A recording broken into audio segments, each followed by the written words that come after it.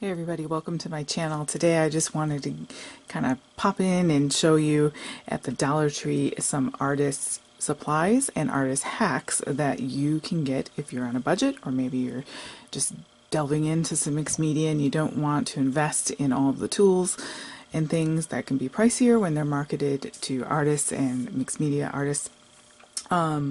So let me just show you some of my favorite ones that you can get at your average Dollar Tree. Now the Dollar Tree that's by me, I have a couple of them. The one that's closest to me and the cleanest one, unfortunately, is not the largest one, but I can still find all of these items there. So let me start out with this one. This is actually powdered eyeshadow, which personally, as much makeup as I wear, I just not into loose eyeshadow. But these little pots of LA Colors eyeshadow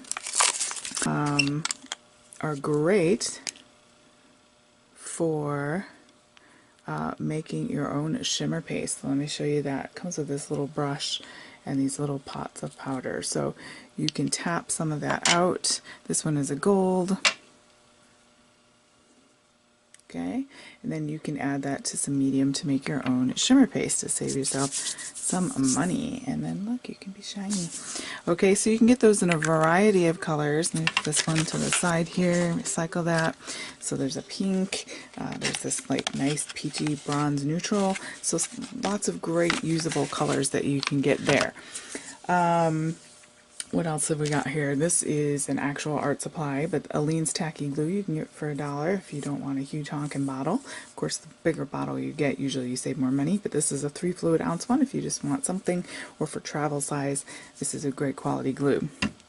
I want to show you these foam mounting tape. Now this one is was marketed by the Jot and is in the craft supply section, and it's pretty much the same thing as this one. This was found in the Dollar Tree automotive section. So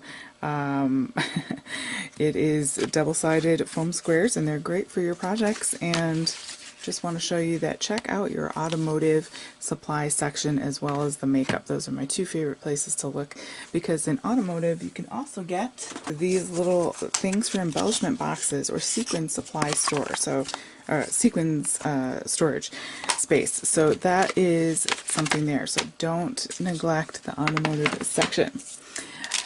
These aren't always in stock, but when you find these plastic palette knives, you can buy these same palette knives for about $5 at your local big box art and craft supply store. You can get them for $1 at the Dollar Tree.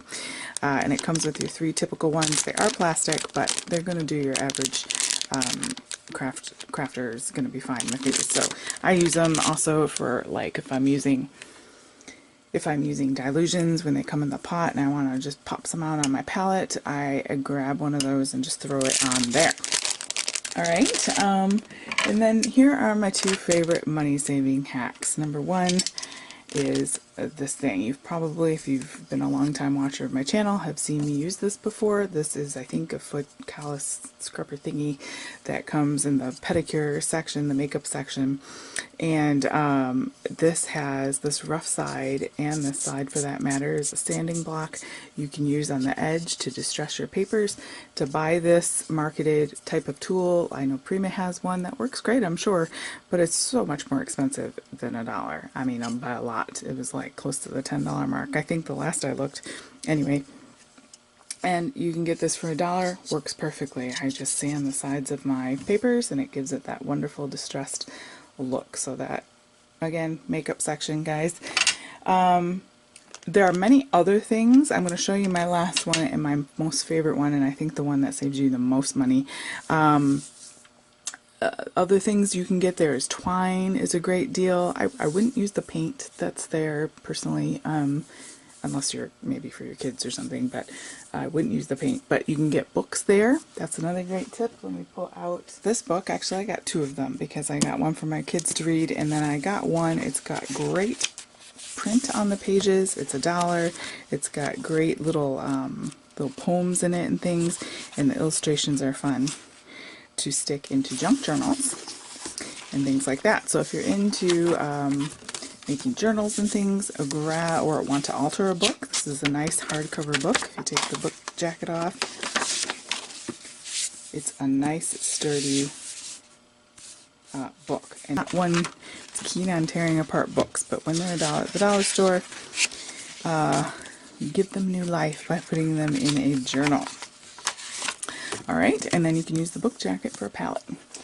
When I do ink blending and things like that, we all love our distress tools, but let's face it, these guys, which are just a little bit of wood and Velcro and foam, are kind of pricey. And though they work great and they're comfortable and easy to use, so I'm not knocking it at all. If you've got money to go buy a bunch of these, go for it.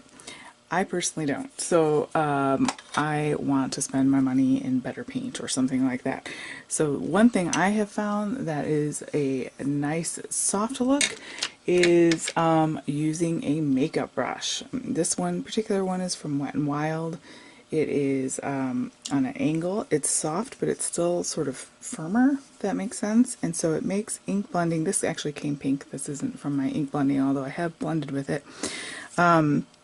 So if you're doing a stencil, laying down a stencil and dipping this in your ink and stenciling, it works perfectly for that. Also giving a light soft tone to the outside edges of your cards and things, it does a great job with that. Is it going to be, you can do more of a bolder look with these, but if you're looking for the brush, book.com just came out with some brushes. This is a Tonic Studio brush, and it's more like a bristly brush. And to be honest, I did 2 cards side by side and they both worked about the same. So even I'd rather spend $1 personally on this tool here.